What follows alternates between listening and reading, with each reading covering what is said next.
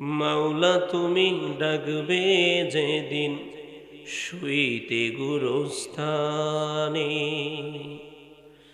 মাওলা তুমি ডাকবে যেদিন শুইতে গুরুস্থানে, মধুর কালিমা খানা ভাষায় দিও কানে, যেন মরণ ব্যথা ভুলি শান্তি পায়ে প্রাণে।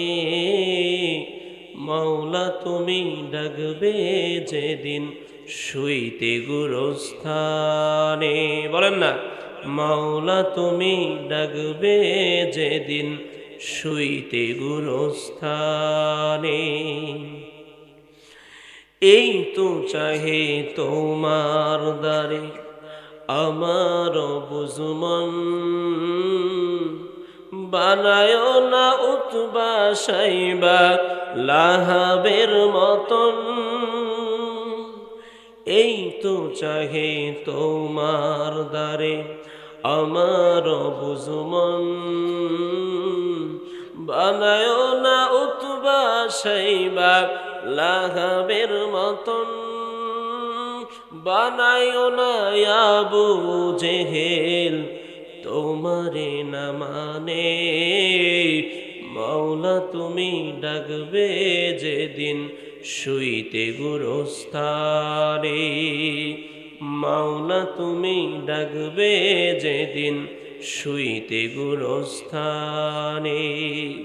মধুর কালিমা খানা ভাষায় দিও কানে, যেন মরণ ব্যথা ভুলি শান্তি পায়ে প্রাণে।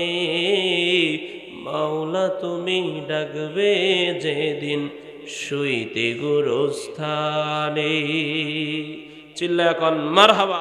আমার নবীর চেহারা কত সুন্দর, আম্মা জান আয়েশা রাদিয়াল্লাহু তাআলা আনহা বর্ণনা করেন, জ্যোৎস্না রাত মুহাম্মদ আরবী আমার ঘরের ভিতরে চলে আসলেন।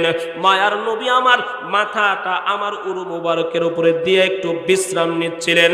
আমি একবার মুহাম্মাদের চেহারার দিকে তাকাই, একবার আসমানের দিকে চাঁদের দিকে তাকাই, একবার আমার মাহবুবের দিকে তাকাই, একবার আসমানের চাঁদের দিকে তাকাই। হঠাৎ করে নবী বুঝে গেলেন, নবী ডাক দেয়া কয়, ও পয়গম্বর। আমার নবী ডাক দেয়া কয়, রে আয়েশা কি ব্যাপার? একবার আমার চেহারার দিকে তাকাও, একবার আকাশের চাঁদের দিকে তাকাও, কিছুই তো বুঝি না। আম্মা জান আয়েশা ডাক দেয়া কয়, ও পয়গম্বর একবার আপনার চেহারার দিকে তাকাই, একবার আকাশের চাঁদের দিকে তাকায়া তাকায়া দেখি আকাশের চাঁদ বেশি সুন্দর নাকি আমার মাহবুব বেশি সুন্দর? নবী ডাক দেয়া কয়, আয়েশা কি বুঝলা, কে বেশি সুন্দর? সুবহানাল্লাহ। আম্মা জান আয়েশা ডাক দেয়া কয়, ও পয়গম্বর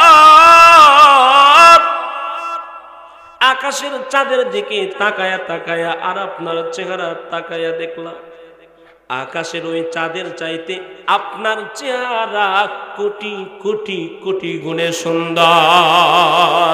আল্লাহু আকবার। এ নবীর আশিকিন দল কপাল কত খারাপ, আজকে আমরা এই নবীর আদর্শ জীবনে বাস্তবায়ন করতে পারি নাই। ঠিক না ব্যাটিক? জোরে বলেন। মুহাম্মদ আরবীর আদর্শ এত দামি, এ মুসলমান ওই নবীর আদর্শ যারা জীবনে বাস্তবায়ন করেছে তাদেরকে আমার মাওলা দামি বানায় দিছে। কত দামি আমার নবীর আদর্শ। নবীর আদর্শ দেখে জঙ্গলার কিনারা একটা হরিণী পর্যন্ত পাগল হয়ে গেছে। জোরে বলেন সুবহানাল্লাহ। মায়ার নবী একদিন জঙ্গলার রাস্তা ধরে ধরে ধরে ধরে হেঁটে যায়। হঠাৎ করে মায়ার নবী তাকায় দেখেন একটা গাছের কিনারায় একটা হরিণী বাঁধা। মায়ার নবী হরিণীর পাশ দিয়ে রওনা। এমন সময় হরিণীটা ডাক দেয়া কয়, ও পয়গম্বর পয়গম্বর আপনি একটু দাঁড়ায় যান, আজকে 3 দিন হয়ে গেল শিকারী আমাকে এই গাছের সাথে বন্দী করে রেখেছে।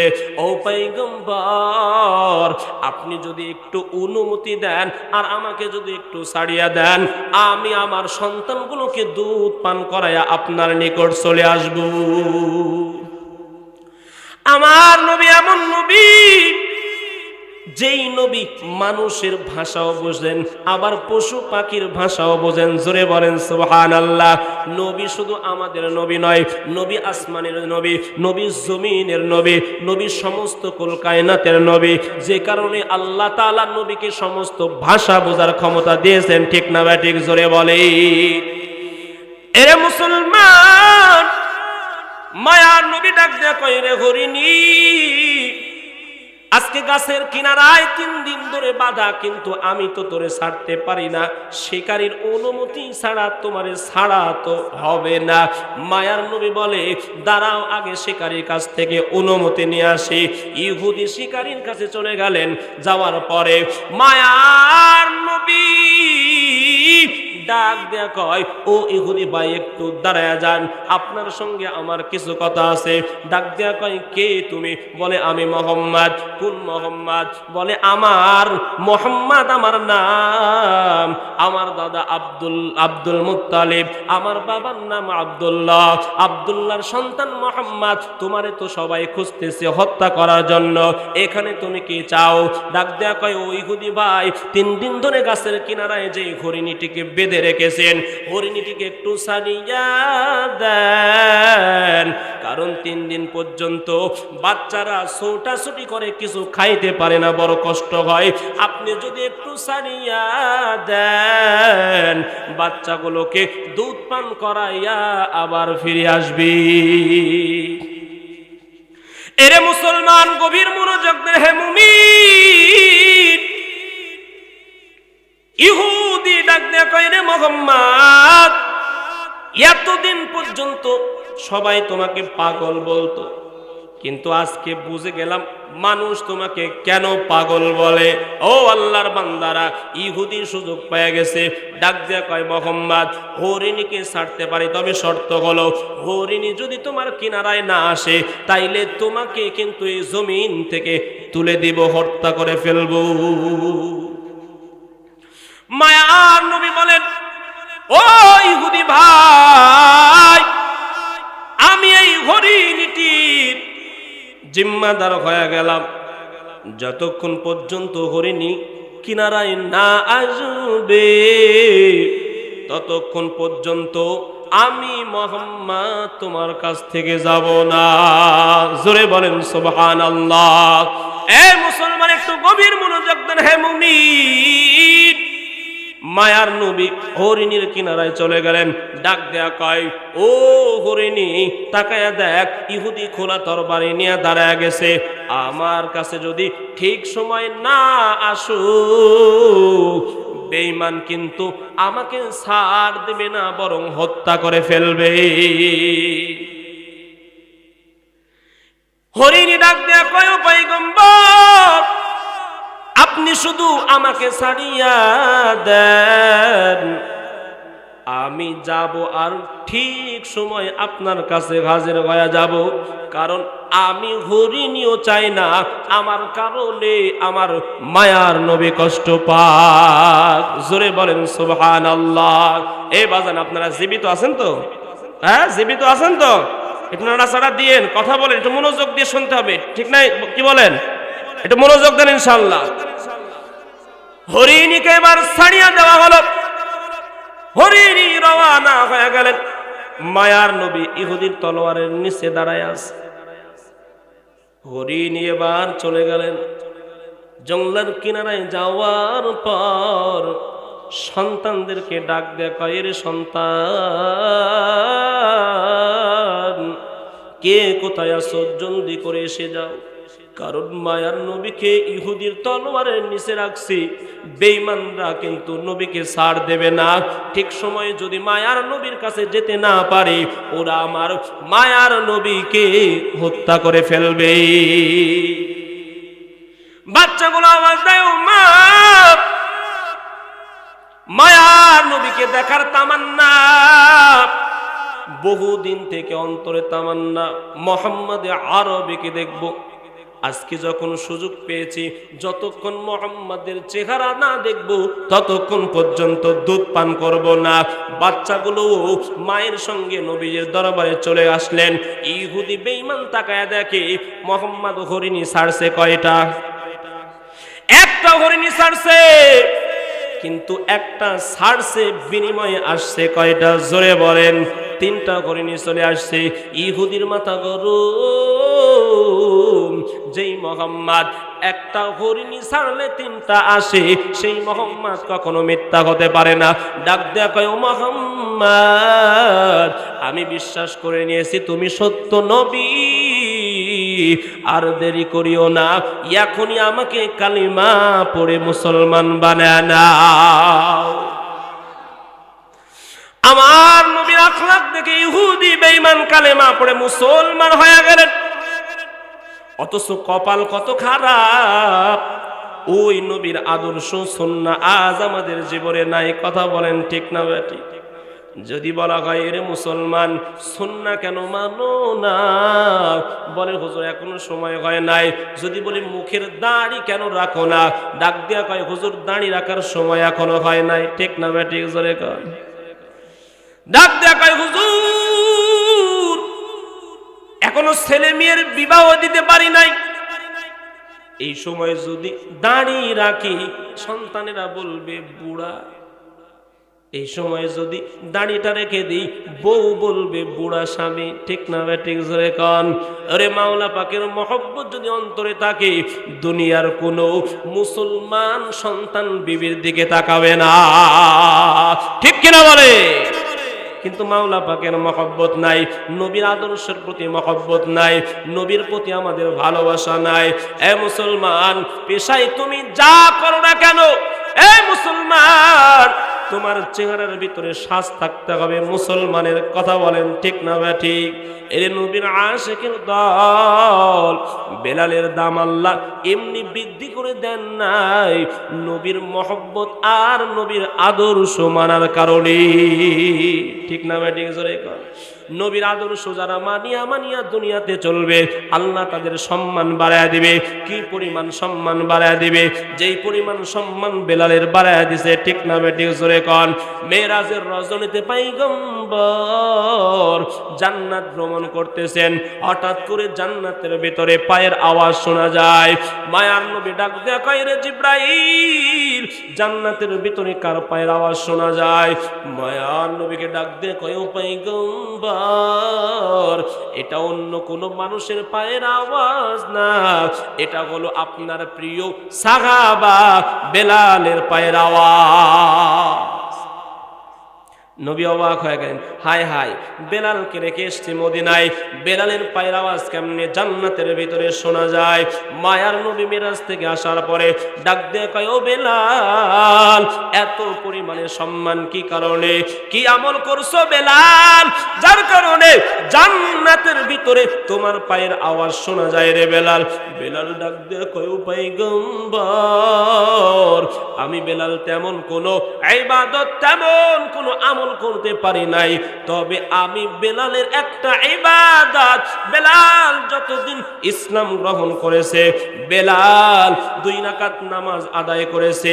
কিসের নামাজ? যতবার ওযু আদায় করেছে 2 রাকাত তাহিয়াতুল ওযুর নামাজ বেলাল কখনো ছাড়ে নাই। আল্লাহু আকবার।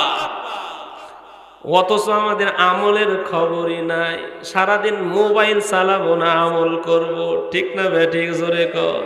এই যুবক যারা আছে, এই যে শীতের রাতে কি ঠান্ডা, হুজুর এই ঠান্ডার ভিতরে এত কষ্ট করে ইবাদত করা যাবে না। ঠিক না ঠিক? জোরে কর। সারা রাত ল্যাপের ভিতরে মোবাইল, গজবের মোবাইল, মোবাইলের ভিতরে সারা রাত গুনাহ করে কিন্তু ইবাদত করে না। ঠিক না ঠিক? জোরে বলে। আজ যত গুনাহের কারণ শুধু যুবকরা না রে বাবা, যুবক বাবা যারা আছে সবাই শুধু মোবাইলের গুনাহ। ঠিক না ঠিক? জোরে কর। মোবাইল এত বড় ফিতনা, মোবাইলের কারণে স্বামী স্ত্রীর ভিতরে ভালোবাসা মহব্বত নাই, ঠিক না ব্যাটিক জোরে কর। আগে কি পরিমাণ মহব্বত, এখন এই গজবের মোবাইলের কারণে স্বামী স্ত্রীর ভিতরে মহব্বত নাই, ঠিক না ব্যাটিক জোরে কন। স্বামী যদি বাহির থেকে আসে বলে ঠান্ডা এক গ্লাস পানি দাও, বিবি বলে ওই যে পানি রাখা আছে নিয়ে খাও, ঠিক না ব্যাটিক। কারণ কি, ও তো আরেকজনের সাথে ডেটিং করতেছে। কি করতেছে জোরে বলেন, এ কথা বলেন। এমন মহিলা আছে না নাই?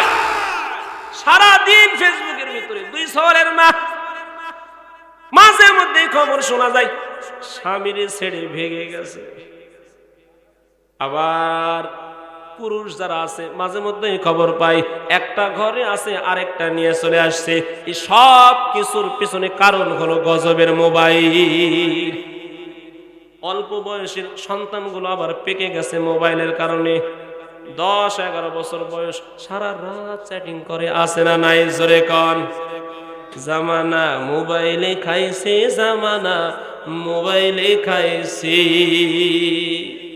অল্প বয়সের পোলা মাইয়া প্রেমে জড়াইছে, জামানা মোবাইলে খাইছে, জামানা মোবাইলে খাইছে। রেডিও থুইয়া ট্যাপ আইলো, ট্যাপ থুইয়া টিভি, টিভি থুইয়া মোবাইল আইলো, যা খুশি তা পাবি, ঠিক না ঠিক জোরে বলতে হবে। রেডিও থুইয়া ট্যাপ আইলো, ট্যাপ থুইয়া টিভি, টিভি থুইয়া মোবাইল আইলো, যা খুশি তা পাবি। টেলিভিশনে জায়গায় আছে, মোবাইলেও তা আছে, আর কিছু আজে বাজে মোবাইলে মিলতাছে। এসব কিছু দেখা জাতি নিশাই মেতেছে, জামানা মোবাইলে খাইছে, জামানা মোবাইলে খাইছে। অল্প বয়সের পোলা মাইয়া প্রেমে জড়াইছে, জামানা মোবাইলে খাইছে, জামানা মোবাইলে খাইছে। নিজের টাকায় মোবাইল কিনা হইছে রে বেঈমান, দূরে থেকে কাছে বলছে পেয়েছি প্রমাণ, আছে না নাই জোরে বলেন, আছে না নাই। মোবাইল ভাই কোথায় আছো, বলে নাটোরে। ও বান্দর কদমতলি আছে, কয় নাটোরে আছে। এমন মিথ্যা কথা হয় কি হয় না জোরে বলেন। কি পরিমাণে মিথ্যা, যত মিথ্যা হয় 90% মিথ্যা কথা মোবাইলে হয়, ঠিক না বা ঠিক। নিজের টাকায় মোবাইল কিনা হইছে রে বেঈমান, দূরে থেকে কাছে বলছে পেয়েছি প্রমাণ। নামাজে দাঁড়াইলে গিয়া মসজিদের ভেতরে, সেখানেও মোবাইলেতে হিন্দি গান বাজে।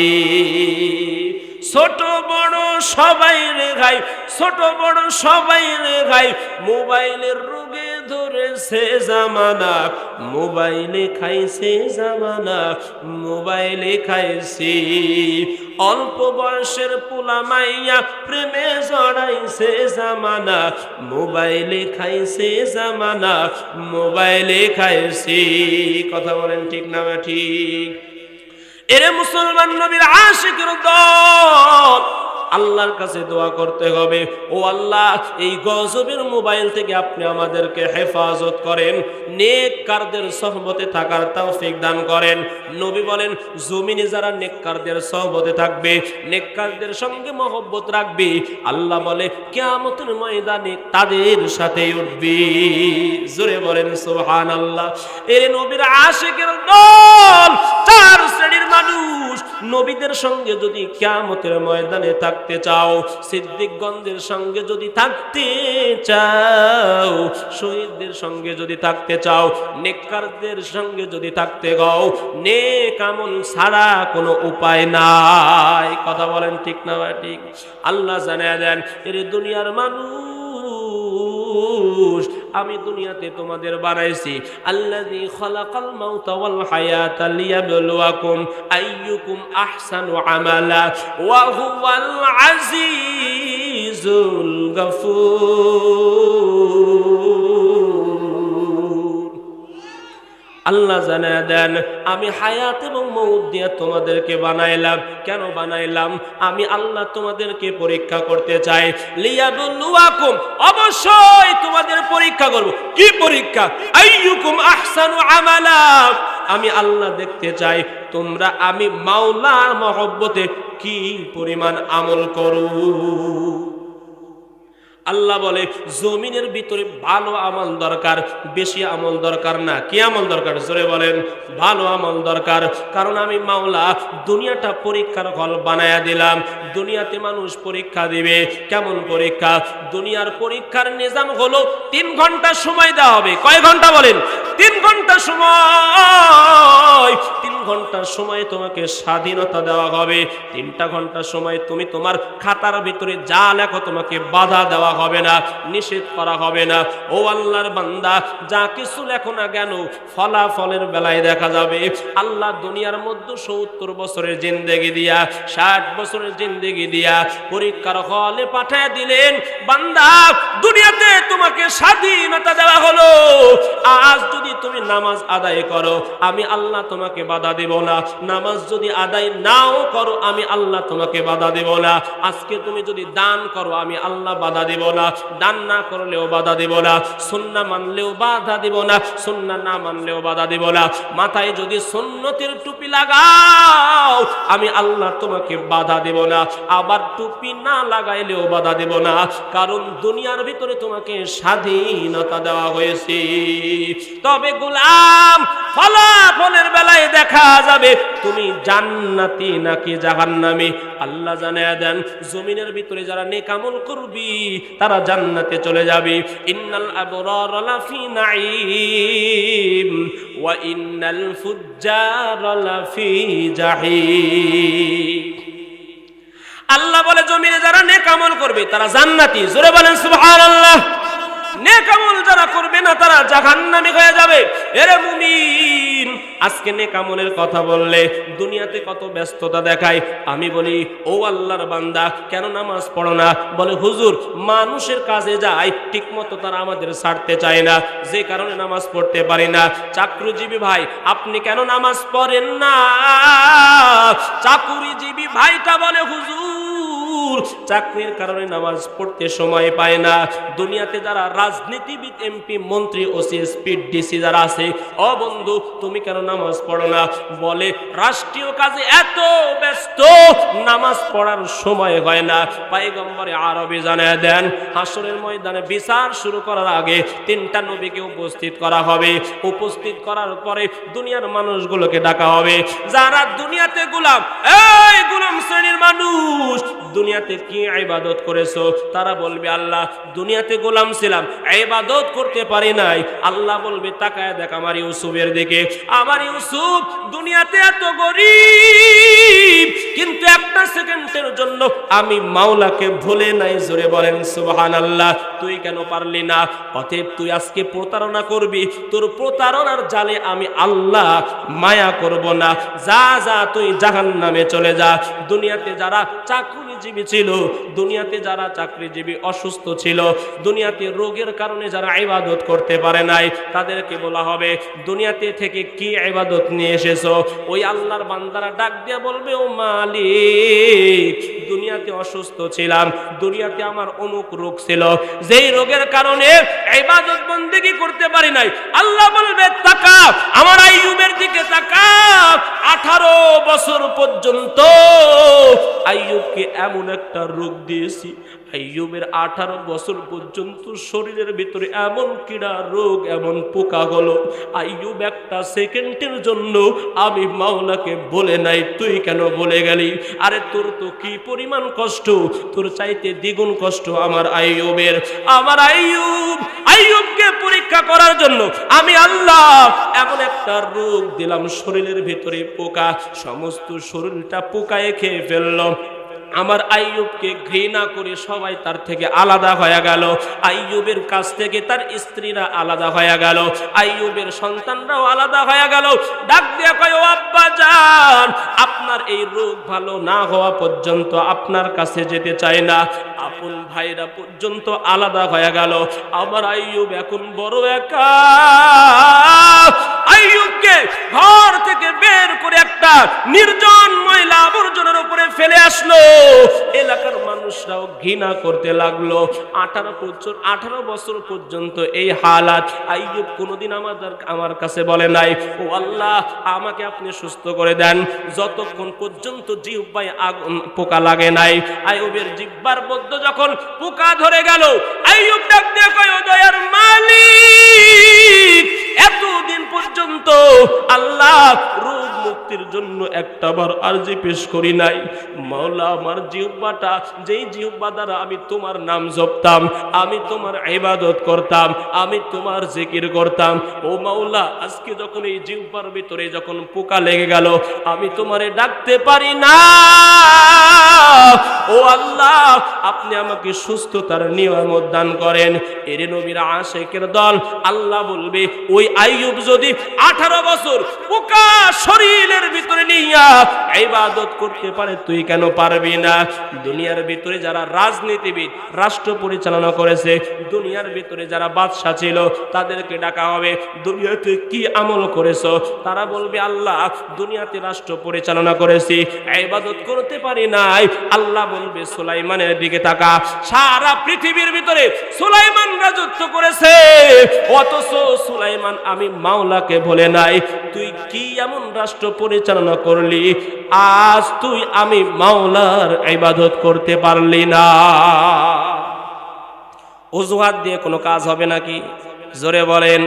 এরে মুসলমান, আমল ছাড়া কোনো উপায় নাই। হে মুমিন, দুনিয়াতে কত বাদশা দেখেছি যাদের নফল ইবাদত পর্যন্ত ছোটে নাই। জোরে বলেন সুবহানাল্লাহ। কুতুবউদ্দিন বখতিয়ার কাকি রহমাতুল্লাহি আলাইহি জগৎ বিখ্যাত একজন ওলিয়ে কামেল, যার নামে এখনো পর্যন্ত দিল্লিতে কুতুব মিনার রয়েছে। সুবহানাল্লাহ।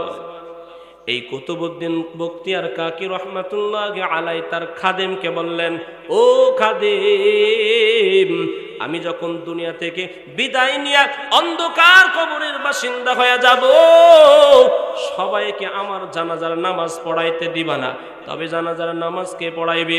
4টা গুণ যার ভেতর থাকবে, একমাত্র সে আমার জানাজার নামাজ পড়াবে। জোরে বলেন সুবহানাল্লাহ। ডাক দিয়া কয়, কি 4টা গুণ? দুনিয়াতে জীবিত থাকতে আমি তোমাকে বলতে চাই।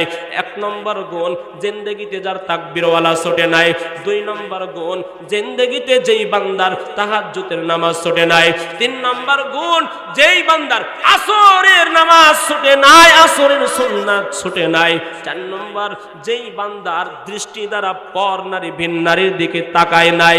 এমন 4 গুণ বিশিষ্ট আল্লাহর বান্দা আমার জানাজার ইমামতি করবে। কয় গুণ বলেন তো? আমাদের মধ্যে আছে? হ্যাঁ, এ ফরজ নামাজ পড়ি না তো তাহাজ্জুদ কোথায় থাকলো? ফরজ নামাজ পড়ি না তো তাহাজ্জুদের তো খবরই নাই। ঠিক না বেটি? এখন কিছুদিন পর কুতুবউদ্দিন দুনিয়া থেকে বিদায় নিয়ে চলে গেলেন। হাজার হাজার লক্ষ লক্ষ মানুষের সমাগম। দুনিয়া থেকে যখন কোনো ওলি আউলিয়া বিদায় নেয়, তাদের জানাজায় লক্ষ লক্ষ মানুষ হয়। কথা বলেন ঠিক না বেটি? হাজার হাজার মানুষের সামনে জানাজা উপস্থিত, সবকিছু রেডি। খাদেম সামনে দাঁড়ায় গেছে, ডাক দেয়া কয়, হাজার হাজার লক্ষ লক্ষ জনতার মধ্যে এমন 4 গুণ বিশিষ্ট কে আছেন যার আল্লাহর ওলি যারা আউট করবে? ঠিক না বেটি? আর এদের যদি কিছু বলেন তাহলে বলবে হুজুর ধর্ম ব্যবসায়ী, বুঝেই না ধর্ম ব্যবসা কাকে বলে। ঠিক না বেটি? জোরে কন। বুঝেই না ধর্ম ব্যবসা কারে কয়। এরে মুসলমান, টুপি যদি ইলেকশন কেন্দ্রিক হয় সেটাকে ধর্ম ব্যবসা বলে, কিন্তু যে সারা জীবন টুপি পরে তাকে কি ধর্ম ব্যবসায়ী বলা যাবে? জোরে বলেন। এরে নবীর আশিকিন দল ওই দিকে গেলে অন্য দিকে চলে যাবে, ওই দিকে যেতে চায় না। আমার আমলের কথা চলতেছিল, নেক আমল করতে হবে, নেক আমল ছাড়া বাঁচার কোনো উপায় নাই। দুনিয়াতে যে যত বড়ই বাহাদুরি করুক না কেন, ওই যে আল্লাহর বান্দা জানাজার সামনে দাঁড়ায়া বলে আমার ভিতরে 4টা গুণ আছে, এই 4টা গুণ আমি অর্জন করেছি। জিন্দেগিতে তাকবীরওয়ালা ছোটে নাই, জিন্দেগিতে তাহাজ্জুদের নামাজ ছোটে নাই। বলে তিনি কে? তিনি সাধারণ কোনো মানুষ নয়, ওই সময়ের বাদশা আলতামাস রহমাতুল্লাহ আলাইহি। বাদশা আলতামাস যদি বাদশাহী করার পর সব ইবাদত করতে পারে, তাহলে আমরা কি হইছি? ঠিক না বেঠিক? জোরে কর। অতএব অজুহাত পেশ করার কোনো সুযোগ নাই, ইবাদত করতে হবে। কার জন্য? জোরে বলেন। এরে মুসলমান, চোখ দুইটা বন্ধ করিয়া দেখেন, আমার কোনো কিছুই আমার না রে বাবা। দুনিয়াতে কেউ কোনোদিন থাকবে না রে বাবা, চিরদিন থাকার জন্য দুনিয়াতে আসি না রে বাবা। দুনিয়া থেকে যাইতে হবে, কিন্তু নেক আমল নিয়ে দুনিয়া থেকে বিদায় নিতে হবে। নেক আমল ছাড়া যদি কবরে যায়, ওই কবরের আযাব সহ্য করা আমাদের পক্ষে সম্ভব নয়। কবর সাজাইতে হলে কি লাগবে? জোরে বলেন। আমল ছাড়া কবর সাজানো। 6 দিন পরে নখ খসে যাবে, 9 দিন পরে চুল। কবর গৃহের সামান নিতে কইরো না কেউ ভুল। কবর জায়গা ভালো নয়, কবর জায়গা ভালো নয়, কবর জায়গা ভালো নয়। আমল দিয়ে কবর গৃহ সাজিয়ে নিতে হয়, কবর জায়গা ভালো নয়। আমল দিয়ে কবর গৃহ সাজিয়ে নিতে হয়। কবর সাজাইতে কি লাগবে? জোরে বলেন। আমল ছাড়া কবর সাজানো যাবে না। এরে মুসলমান, ওই আমলগুলোর মধ্যে দামি আমল হলো, দামি আমল যে আমল আবু বকর করছে, জোরে বলেন সুবহানাল্লাহ। যে আমল উমর করছে, যে আমল উসমান করছে, যে আমল হযরত আলী রাদিয়াল্লাহু তাআলা আনহু করেছেন, এরা এমনি দামি হয় নাই, এই আমলগুলোর কারণে দামি হয়েছে। আমরাও যদি দামি হতে চাই, আমাদের ওই আমলগুলো করার দরকার আছে না নাই? জোরে বলেন। বলবনি ওই আমলের কথা। মায়ার নবী বলেন, এই আবু বকর, অমুক যুদ্ধের জন্য চাঁদার প্রয়োজন, যার যে সামর্থ্য রয়েছে সামর্থ্য অনুযায়ী নিয়ে আসবে। সবাই চলে গেলেন। আবু বকর ঘরের ভিতর দৌড় দেয়, উমর ঘরের ভিতর দৌড় দেয়, আলীও দৌড় দেয়, উসমানও দৌড় দেয়। নিজের সামর্থ্য অনুযায়ী সম্পদ নিয়ে মায়ার নবীর দরবারে উপস্থিত করলেন। মায়ার নবী ডাক দিয়ে কয়, এই উমর, কি নিয়ে আসছো? উমর ডাক দিয়ে কয়, ও পয়গম্বর, আমার যে পরিমাণে সম্পদ 2টা ভাগ করছি, একটা ভাগ পরিবারের জন্য রাখছি, আর একটা ভাগ আমি মদিনাওয়ালা নবীর দরবারে পেশ করছি। জোরে বলেন সুবহানাল্লাহ। মায়ার নবী ডাক দিয়ে কয়, রে আবু বকর, তুমি কি নিয়ে আসছো? আবু বকর ডাক দিয়ে কয়, ও পয়গম্বর, আমার ঘরের ভিতরে যত সম্পদ সবগুলো আপনার দরবারে আনছি। মায়ার নবী ডাক দিয়ে কয়, রে আবু বকর, পরিবারের জন্য কি কিছুই রাখো নাই? আবু বকর ডাক দিয়ে কয়, ও পয়গম্বর, আমার ঘরের ভিতরে আমি আমার আল্লাহ রাসূল রেখে এসেছি। মায়ার নবী অবাক হয়ে গেলেন। এরে মুসলমান, হঠাৎ করে জিব্রাইল আমিন আগমন করলেন।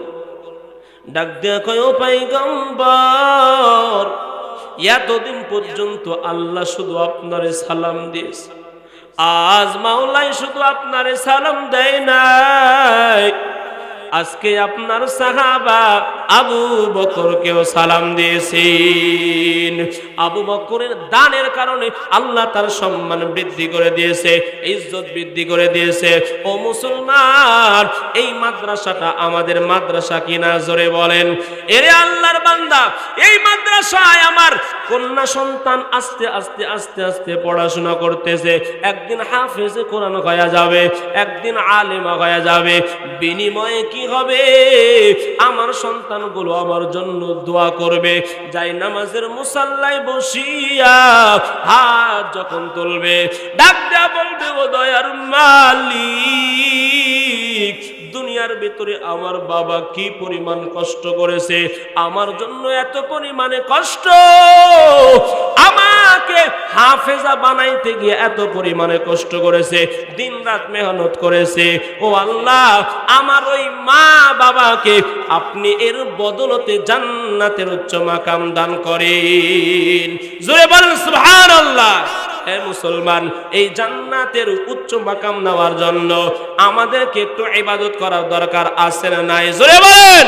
অতএব আজকে এই ময়দানে আমি আপনাদের মধ্যে কিছু বান্দা দেখতে চাই, হুজুর আমি এই মাদ্রাসার জন্য এই মাদ্রাসায় 5,000 টাকা দান করব। কে আছেন আল্লাহর বান্দা?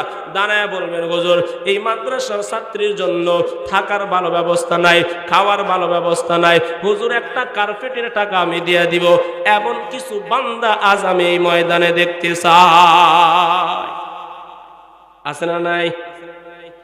আছে? এ মুসলমান, আজকে হয়তো শয়তান আপনাকে ওয়াসওয়াসা দেবে, কারণ আমি জানি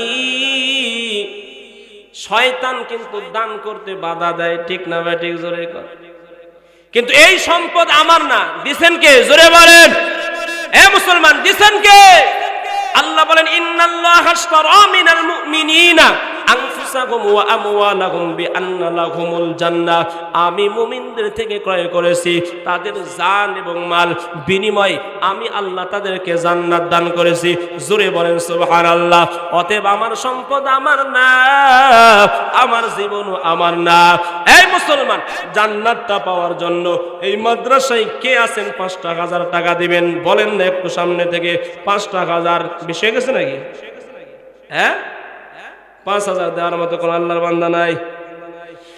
2,000, 3,000, 1,000 যা পারেন দেওয়া যাবে না ইনশাআল্লাহ? একটু হাত জায়গায় বলেন না, হুজুর আমি 2,000, আমি 5,000, আমি 1,000 এই মাদ্রাসার ছাত্রীদের জন্য, এতিম বাচ্চাদের জন্য। আপনি রাতের বেলা এত আরামে ঘুমান, কিন্তু এই সন্তানগুলো ঘুমাইতে পারে না, ঠিক না ভাই? ঠিক। হায় হায়, আমরা রাতের বেলা ঘুমানোর জন্য কি পরিমাণ দামি দামি খাট, এরপরে দামি দামি তুষকের ব্যবস্থা আছে, গায়ে দেওয়ার মতো ল্যাপের ব্যবস্থা রয়েছে, কিন্তু মাদ্রাসার ভিতরে একটু নজর করে দেখবেন এই সন্তানগুলোর ঘুমানোর জন্য ভালো কার্পেটেরও ব্যবস্থা নাই, ঠিক না ভাই? ঠিক। অতএব কিছু আল্লাহর বান্দা দেখতে চাই, হুজুর 1,000, 2,000, 5,000 যা পারি মাদ্রাসার জন্য দান করবে ইনশাআল্লাহ। মোহাম্মদ মেহের আলী চাচা 500 টাকা। জোরে কোন মারহাবা। এই মারহাবা কয় না, আপনার কি বকিল নাকি? মারহাবা তো অন্তত কোন মনে করতেছে হুজুর মারহাবা কলি আবার দেওয়া লাগে নাকি, এমন নাকি বিষয়? জোরে বলেন মারহাবা। আয় আল্লাহ, মেহের আলী চাচা 500 টাকা দান করলো এই মাদ্রাসার জন্য, তাকে করে নাও বেহেশতি মানুষের মধ্যে গণ্য। চিল্লা এখন আমিন। আর কে বাজান আছেন? 1,000, 2,000, 5,000 যে যা পারেন মেহেরবানি করে একটু কষ্ট করে উঠে আসবেন। হুজুর আমি 1,000, আমি 5,000, 2,000 যা পারি সামনের থেকে একটু দাঁড়ায় চলে আসবেন। হ্যাঁ, নাই নাকি? কি বলেন?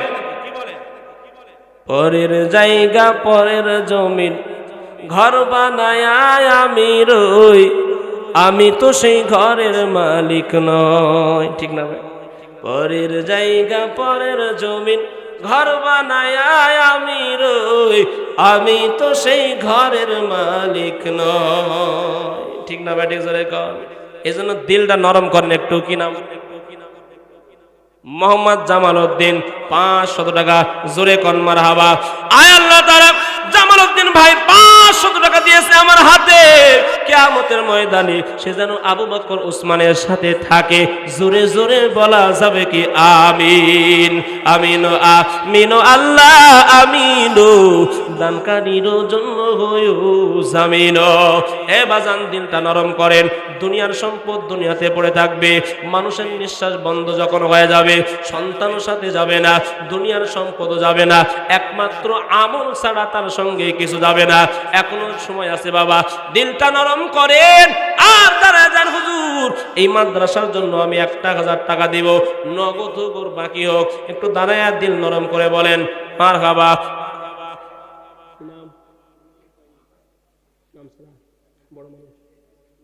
নাম ছাড়া একটা চা 500 টাকা। জোরে বলেন মারহাবা। আয় আল্লাহ তাআলা 500 টাকা আমার চাচাজান যে নিয়তে দান করেছে আল্লাহ কবুল করে নেন, জানে মানে বরকত দান করেন, হায়াতের মধ্যে বরকত দান করেন।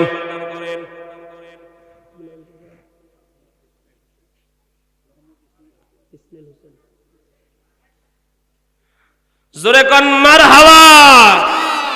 4000 টাকা মোহাম্মদ ইসমাইল হোসেন চাচা, আয় আল্লাহ 4000 টাকা দিয়েছে এই মাদ্রাসার জন্য। আমার চাচা জান কি করে না ও বেহেশতি মানুষের মধ্যে গণ্য, চিল্লায়া কোন আমিন। আমি জানি নাটোরের মানুষ দান করে, কিন্তু অনেকে দেখতেছে খেলা। হুজুর আগে খেলা দেখে নেই, আপনি কেমন দান আদায় করতে পারেন আপনার খেলা দেখে। তারপর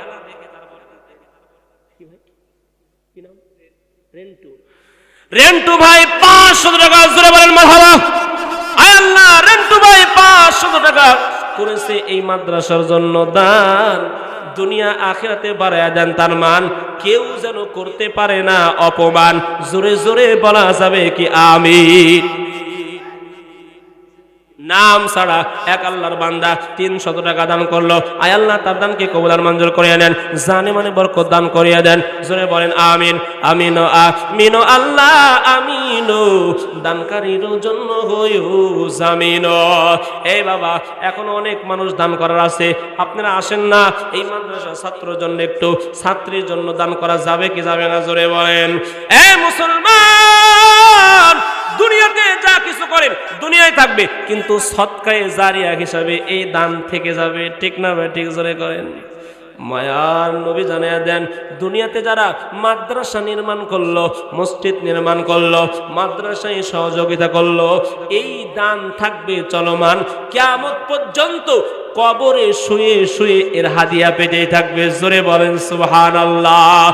দুনিয়াতে এমন কিছু আমল করা দরকার আছে না নাই? হায় হায়, দুনিয়াতে কত কি করলাম, বাড়ি করলাম, গাড়ি করলাম, অথচ দান করতে চাই না, ঠিক না ভাই? ঠিক জোরে করেন।